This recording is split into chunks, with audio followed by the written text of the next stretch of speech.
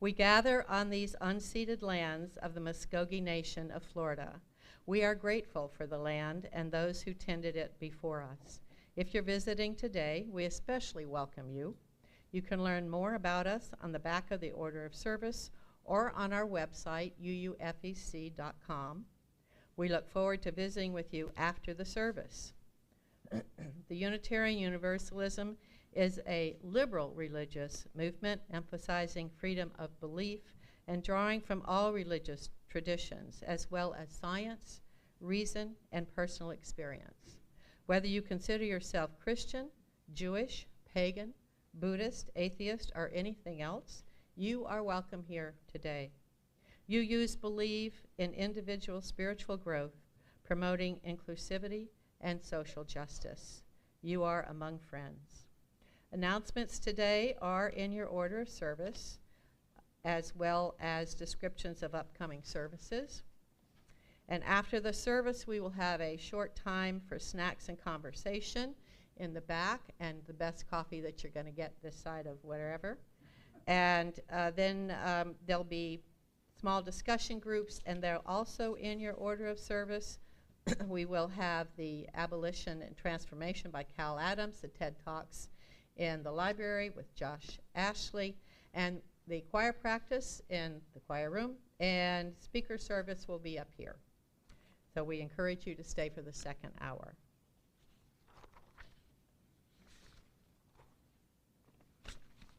With that, we will have the prelude.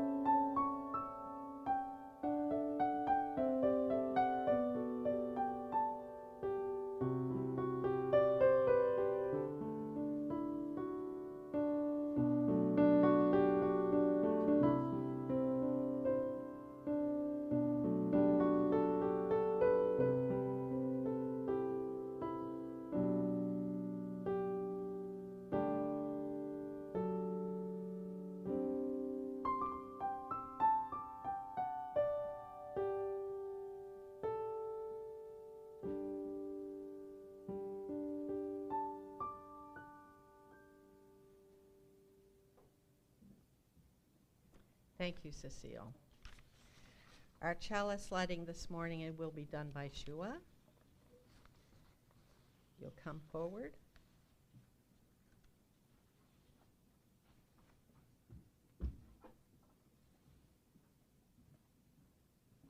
We come together every week, bound not by creed or a mutual desire to please one God or many gods. Yet we are drawn together by a belief that how we are in the world, who we are together matters. We light this chalice together in the knowledge that love, not fear, can change the world.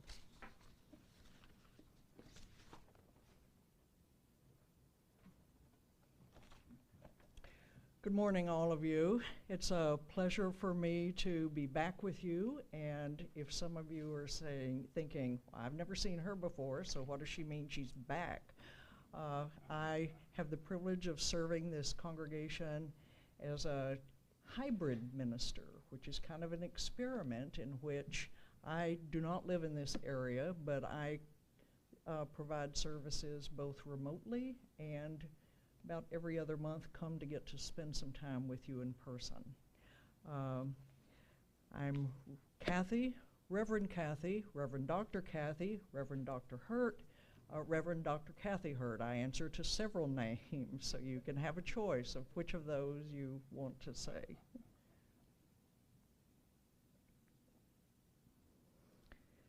The opening words this morning are adapted from David Pohl. Come into this place of peace and let its silence soothe your spirit. Come into this place of memory and let its history stir your soul. Come into this place of prophecy and let its vision change your heart. Our first hymn, number 18 in the gray hymnal, if you're using a hymnal, otherwise the words will be on the screen overhead. What Wondrous Love. Please rise in body or spirit as you're able.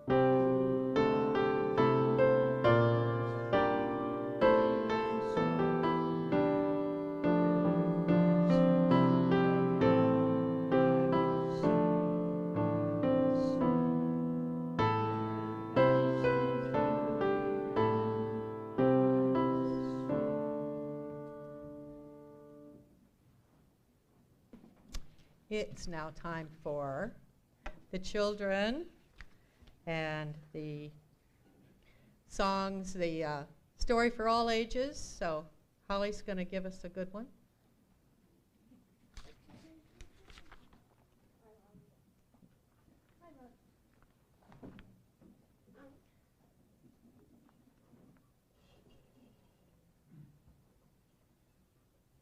You got it?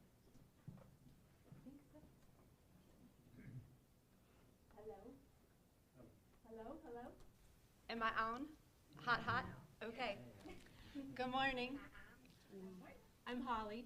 Hello. This is what we call a cold read. And I'll try to show you the pictures because they're good. We are reading the Remember Balloons. I wasn't certain what I was going to read this morning when I was asked to read. And I walked into the RE room and there were balloons. And this was on the shelf.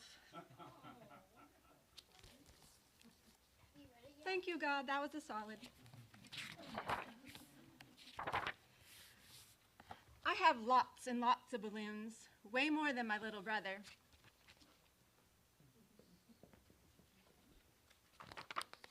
This one's my favorite, I tell him, pointing to the balloon filled with my last birthday party. When I look at it, I can see the pony again. I can still taste the chocolate frosting.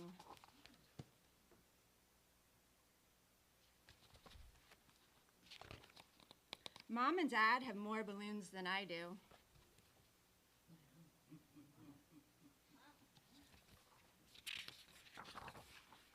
Grandpa has lived so long, he has more balloons than all of us together. And the stories he has inside those balloons, they are better than ponies and chocolate frosting.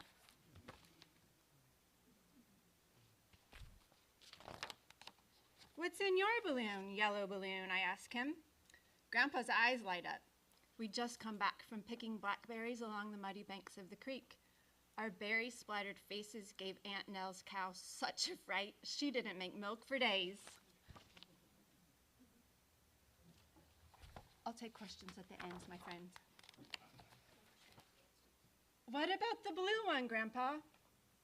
"That's the time I lost my favorite dog, Jack," Grandpa chuckles. "I found him chasing butterflies next to the schoolhouse. Only Jack could get me to school on a Saturday."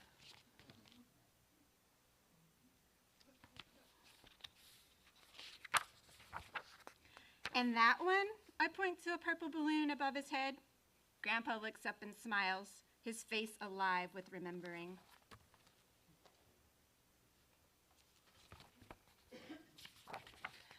"That's the day I married your grandma in the little church on Cedar Lane. We danced that night under the stars, and oh, how I loved her." I love purple. I don't have to ask him about the silver balloon because I have one too. That was the day we stood on the dock till the sun went down, feeling tug after tug on our lines. Grandpa and I must have caught 1,000 fish. Grandpa ruffles my hair like he always does. That's one of my favorite balloons. Mine too, I say.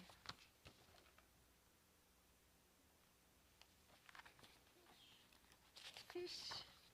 P-H-I-S-H. But Grandpa has been having problems with his balloons lately. One will get caught in a tree, and he will tell me the same story over and over. "Let me tell you about the Christmas I went to Aunt Nell's farm," Grandpa says, even though he just finished telling me about that.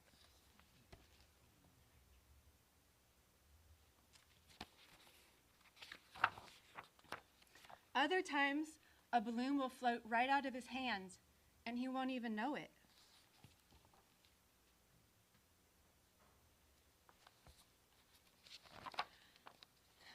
"It's okay, Grandpa," I yell as I run after it.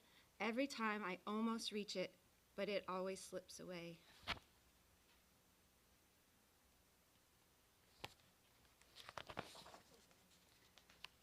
"Something is wrong with Grandpa," I tell my parents. "He can't hold on to his balloons anymore." Mom looks at me with sad eyes. That happens sometimes when people grow older.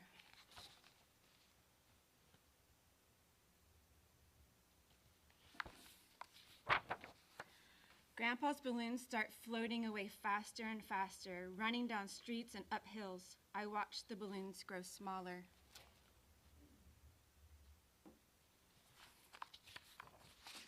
He finally loses the silver one. I watch it float away until I can't see it anymore.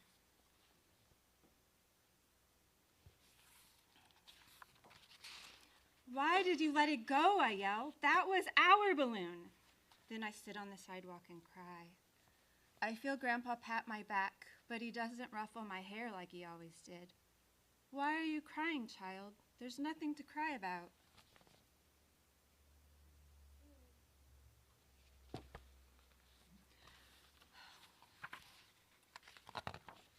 One day, I go to see him, and all his balloons are gone. "Grandpa," I say, but he doesn't look at me. Oh, I'm sorry.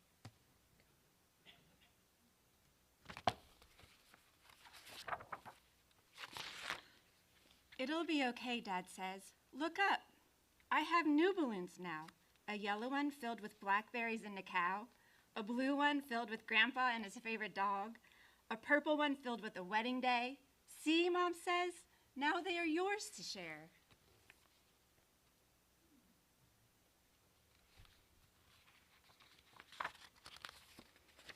Oh, this one gets me. So I climb into Grandpa's lap and begin telling him about my new balloons.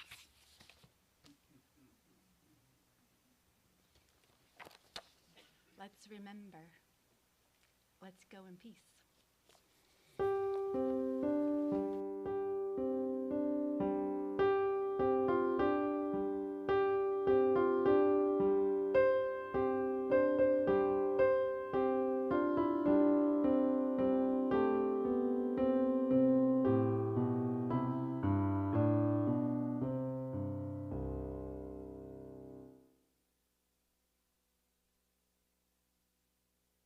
part of our fellowship, new member welcoming ceremony.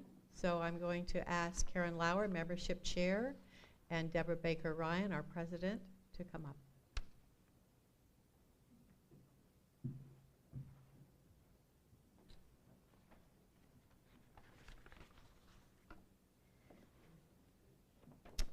Today we honor our newest members and their decision to join our congregation. Would each of the following people please come up? Will and Alex Jones, Jay Patrick, Mark Toole. Is Mark? I don't think Mark is here. And I don't think Zachary Labert is here. But we are so happy to have you join us. Please come forward.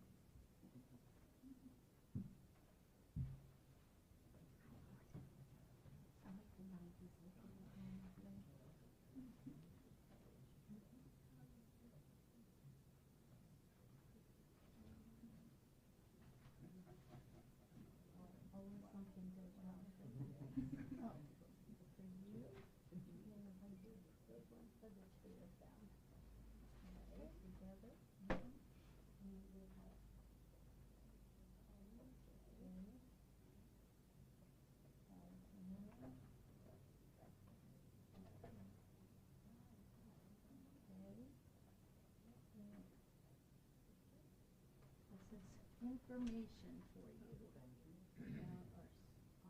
our fellowship and your place in it. And I think I got them right. Okay. So,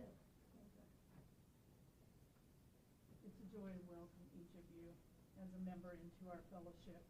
Becoming a member of this faith community is an important step, a first step. I encourage you to grow your religious life and to explore and share your unique gifts. Will you journey together with us, celebrating the joys and embracing the responsibilities of membership, including the sharing of your time, your talents, and your resources? If you agree, please say yes. yes. Yes.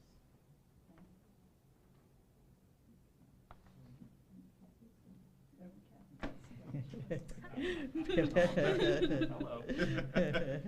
I've seen you on the TV. I like your style.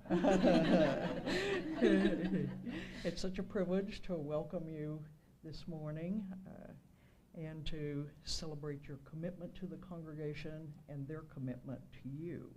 Ours is a shared ministry here, which means we all work together and support one another in searching for meaning in our lives, building a more compassionate world, and working to fulfill the mission and vision of this congregation. So, members of the Unitarian Universalist Fellowship of the Emerald Coast, will you reach out to these people in friendship, including them in our activities? Will you walk with them on their spiritual journey? Will you be open to their unique gifts and perspectives? Will you extend a warm welcome to each of them, remembering that each of you were once a new member? If so, please respond, we will. We will. So, renewing your membership commitments this morning, welcoming our new members here this morning, we now go forward as an enriched spiritual community. Let's give the new members a round of applause.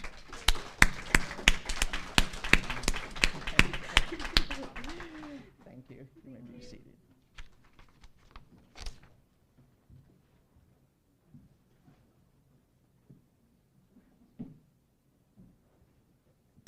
Congratulations and welcome to you.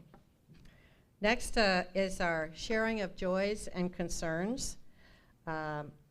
These are sharing of joys, milestones, and concerns, which is a tradition in our fellowship. You're welcome to come up, drop a glass pebble into the water over here, silently, or speak a few words into the microphone. And this practice shares our joys and helps us support each other in sorrows. Remember to tell about others only with their permission. And this is a sacred time for us.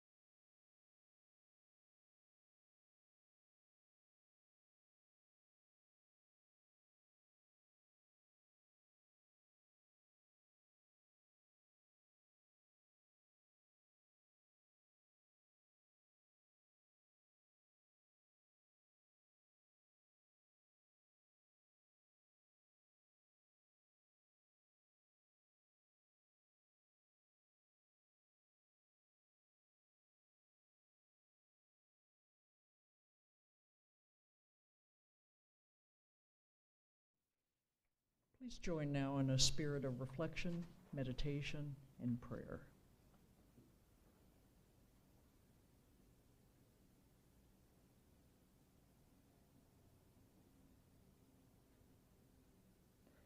Spirit of life and love, of grace and mercy, source of all things that changes us, especially when we cannot change ourselves.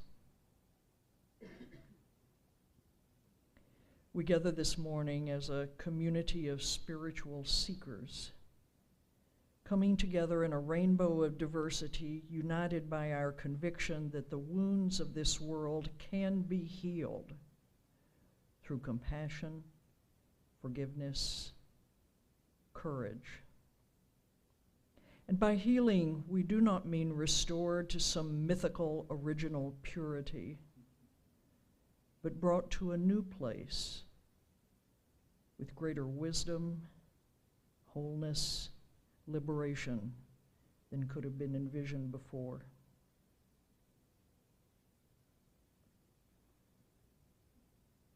This community is on a journey, and we also know that each one of us individually is on a journey, and all our journeys place us before forks in the road. These places ask us to make choices, saying yes to some things, no to others, grieving for what we leave behind, rejoicing in the blessings often unexpected that come our way.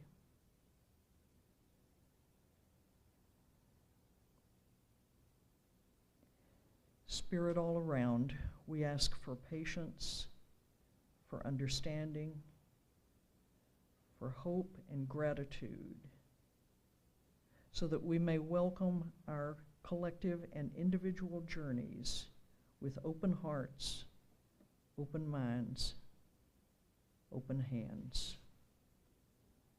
Amen.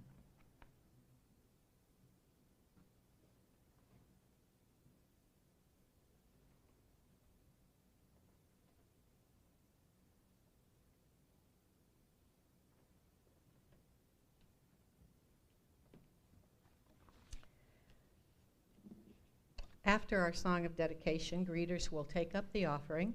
Generosity is a spiritual practice. Our fellowship is supported by our pledges and donations.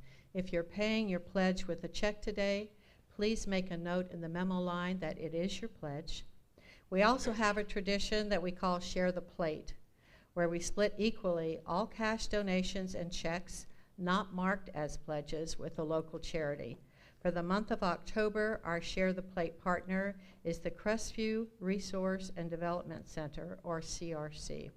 They connect vulnerable communities in Crestview with essential services and resources. Please be generous.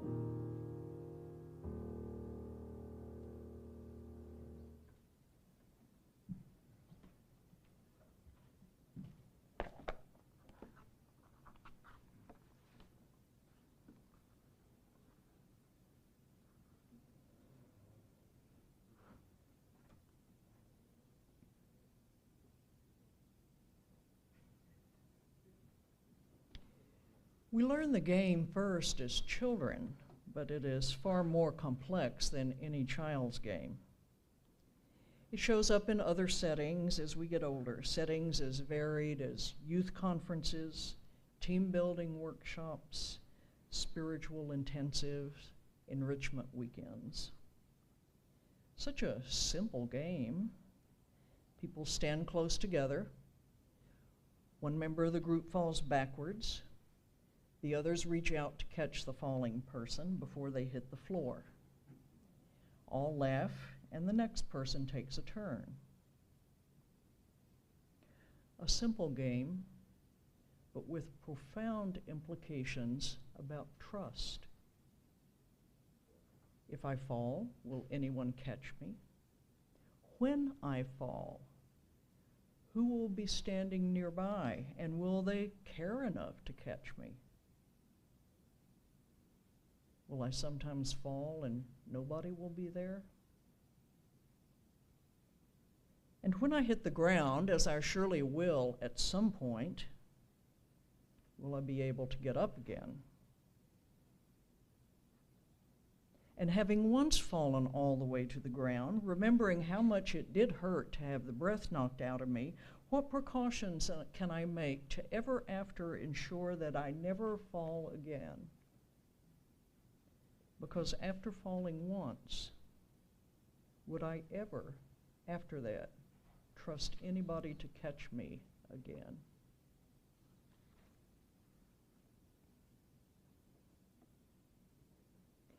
Whenever I hear about unethical or illegal or even abusive actions going on in a church setting, I feel an anger so intense that I can easily imagine wanting to hit and hurt the perpetrators. Church should be a place of assured trust, where everyone always acts with love and respect. The world is so dangerous. People deserve to have at least one place in their lives where they can let their guards down and be safe. I want a spiritual community to be that place. Yet too often, it turns out to be just one more setting where trust is broken, respect is trampled, vulnerability gets taken advantage of. Now, I shouldn't be surprised. A church is a human institution, and humans will always have the potential for doing harm. But someone tells me a story about how the church they used to go to hurt them when they came into it with hopes high, trusting the ministers and the people to be kind and supportive and encouraging, only to discover unkindness and self-centeredness, and my anger returns, along with shame that I might be such a part of a failed institution.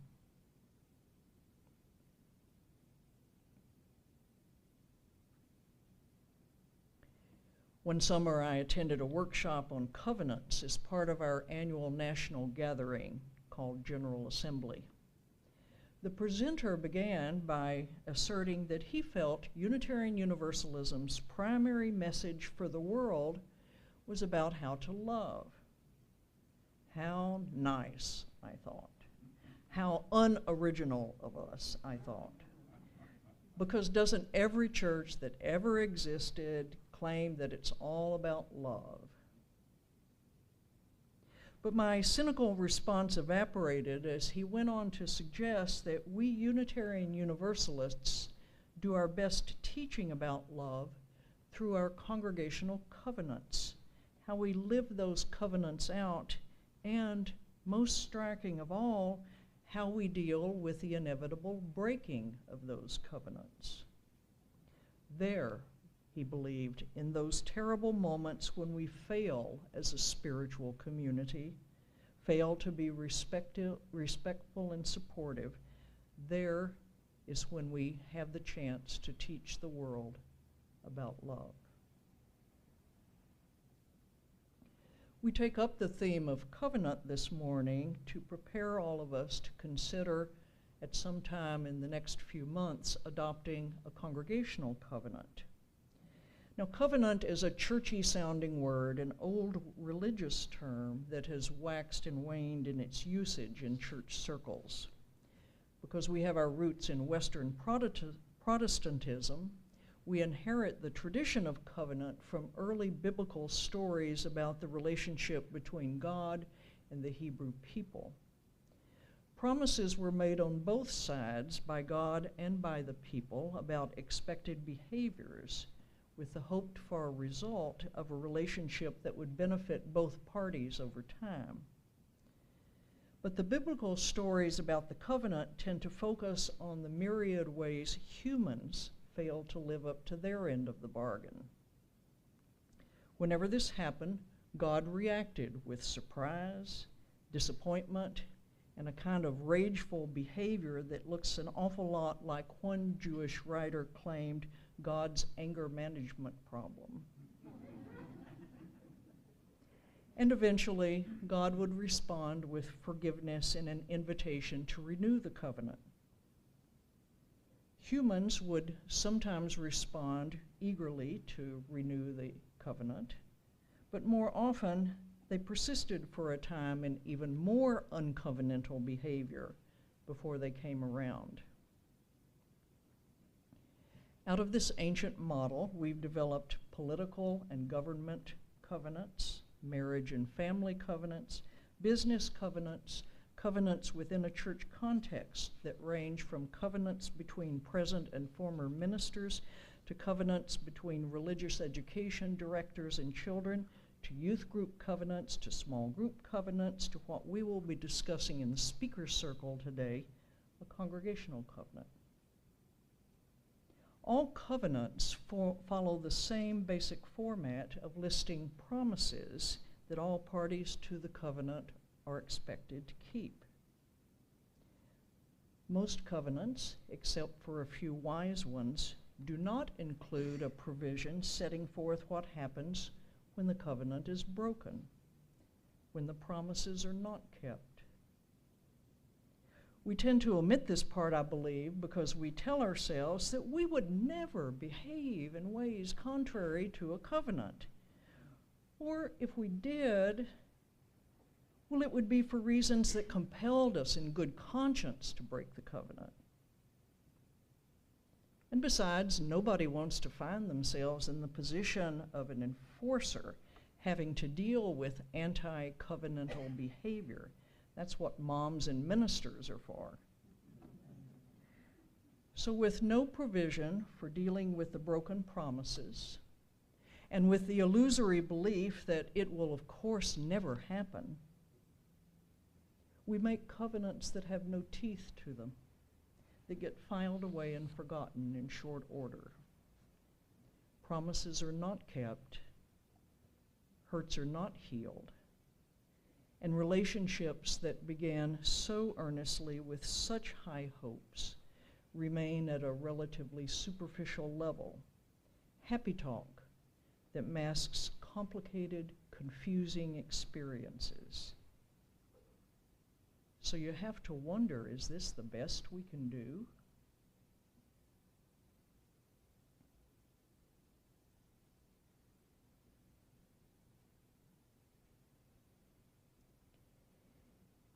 Jungian author and analyst James Hillman, in an essay entitled Betrayal, argues that whenever we first enter into a relationship, our commitment and connection with the other person is superficial.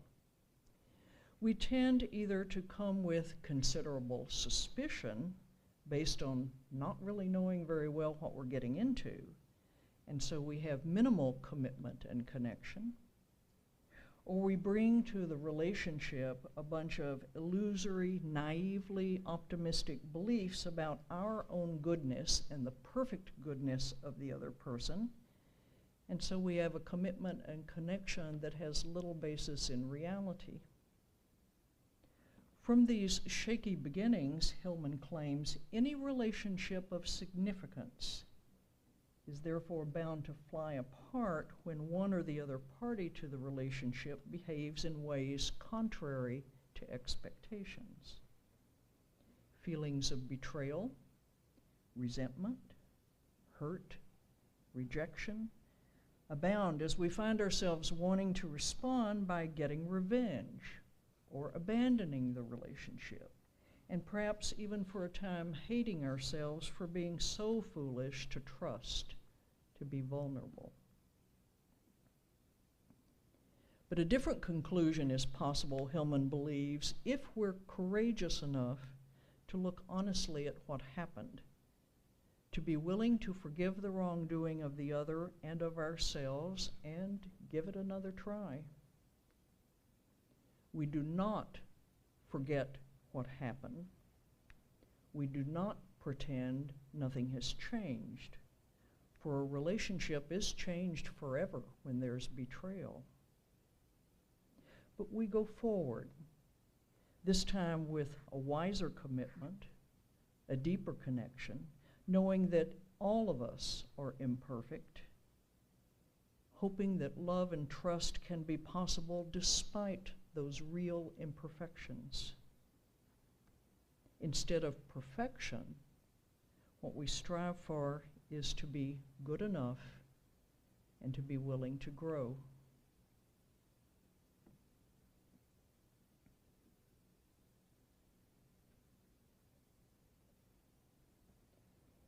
In all the biblical stories about covenant, God is usually the one responsible for reactivating the covenant following the screw-ups of the people. God sometimes does send a prophet to deliver the message, hey, I saw what you did, it was terrible, but I'll forgive you, come back, let's give it another try. Now in our congregations, there is no divinity lurking around here that we can count on to hold us together and to call us back when conflict erupts, or when relationships are strained, or when we've been wounded by betrayal.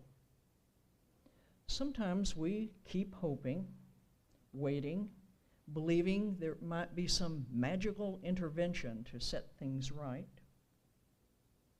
Sometimes we pretend that nothing happened and try to keep interacting as we always have. Sometimes we regroup and go forward, but with much less passion and much more mistrust. And sadly, usually without both those who behaved badly and those who were wounded by the behavior. But I believe that while we don't have an external deity to make things right for us when our beloved community loses sight of the covenant and experiences betrayal, we do, each one of us, have the seeds of the divine within, and that can enable us ourselves to set things right. All of us take on the role of God in the covenant. All of us call the community back together. We don't act as if things are unchanged. We don't smile and pretend nothing happened.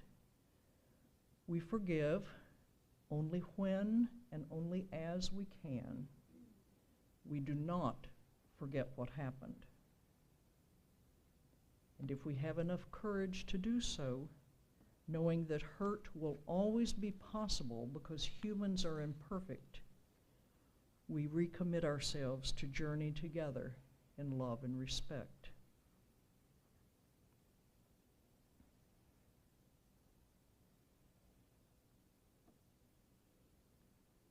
Trying to live within a covenant is not for the faint of heart, which may be why so many congregations in many traditions prefer to rely on a creed. Clear rules for what is required, clear punishments for transgressions of those rules, with expulsion from the community an option whenever things get impossibly messy. It's easier that way. Maybe that's one of the reasons that Unitarian Universalism, not a creedal denomination, but a covenantal denomination, tends to be so much smaller than many others. We've chosen the messier, more difficult way. But your presence here this morning suggests that you're not people who choose an easy path when it comes to your spiritual choices. I admire you for that. And I hope your commitment will hold fast as we journey our covenantal path together.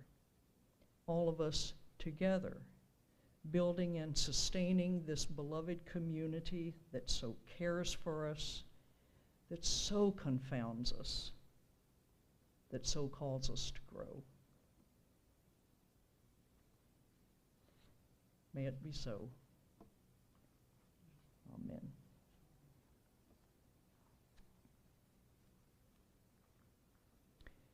Our last hymn is number 1053 in the Teal hymnal, How Could Anyone? Because it's short, we want to get our money's worth out of it, so we're going to sing it through twice.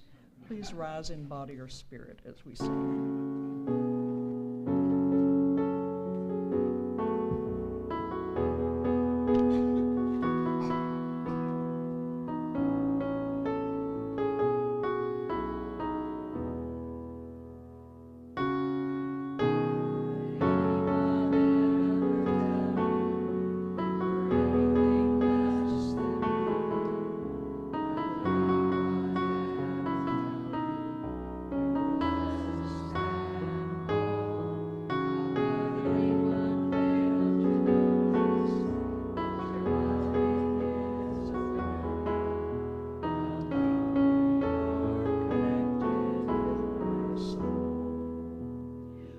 Before we get that second time of singing through, you know, this is a song that's addressed to another person.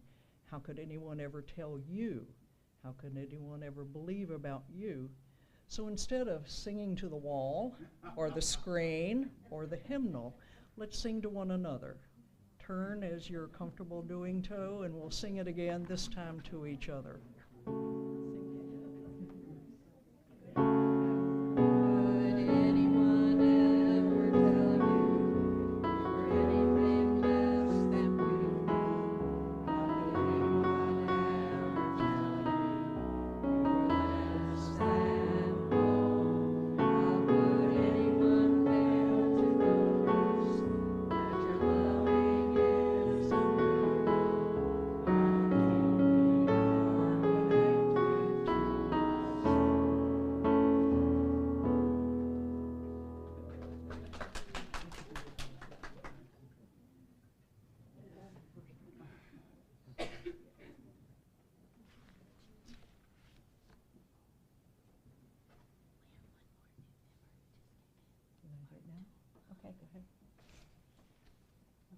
The joy of addition. Yes, yes. So we would like to bring Mark Toole up and welcome you to the congregation. I don't know that you were, you received all the goodies from the last time. Ollie? I didn't hear who you said, so I was just like, who?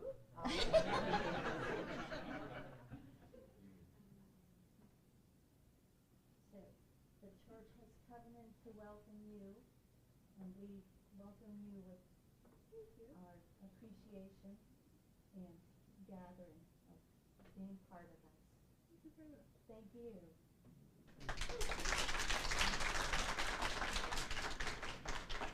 I would like to make one real quick announcement since Ollie Mark is here. She was one of the organizers of the entire march yesterday, and I think we all owe her a gratitude for all she does. Thank you.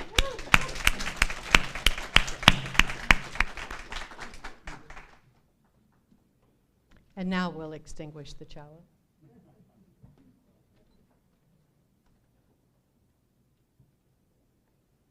We walk this earth but a brief moment in time. Amid our suffering and pain, however great or small, let us continue to learn how to celebrate life. Let us continue to grow in our capacity to love ourselves and each other. And let us continue to move toward the goal of a just world community. Go this day in a renewed spirit of peace and hope, and with the wisdom to greet the new week.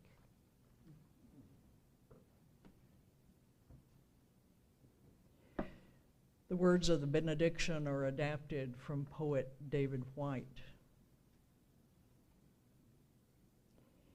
It is still possible for you to fully understand that you are the miracle, that since you were born, you have been the bread that is shared, the wine that is poured, the change that is witnessed.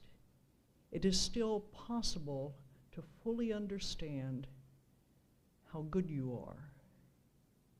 It is still possible to fully understand why you are here. Shalom, salam, namaste, blessed be, amen. Please remain seated for the postlude.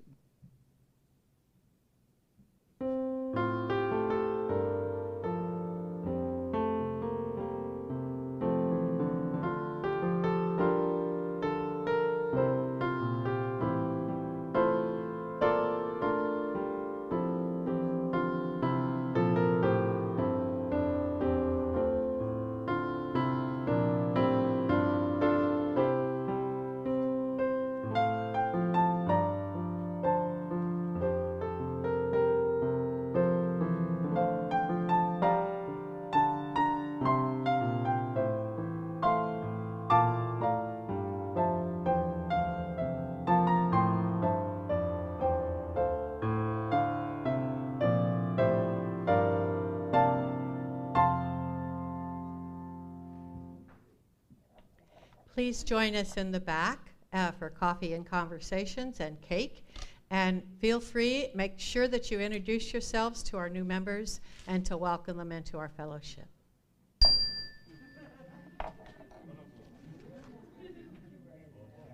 know I didn't have to worry about it at the last minute. You wouldn't lead me astray. That was good. I have to do the money. But I'll come up here. You want to lead the sure. Question about the car. There's a message. Yes, and the little light on it, don't worry about it. It's been there for a year. I keep telling you, just click on it so I know.